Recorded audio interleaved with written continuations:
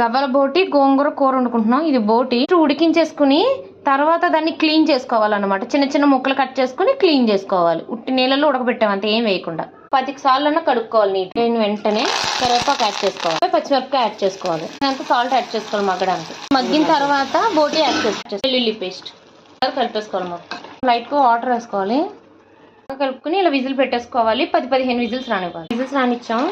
ఇప్పుడు ఇలా ఉంది, ఇలా మగ్గిపోయింది. మొత్తం యాడ్ చేసుకోవాలి, కలుపుకోవాలి ఒకసారి. మగ్గడానికి జస్ట్ అలా నార్మల్గా కుక్కర్ మూత పెట్టి మగ్గిపోయి ఇప్పుడు కారం యాడ్ చేసుకోవాలి తగినంత.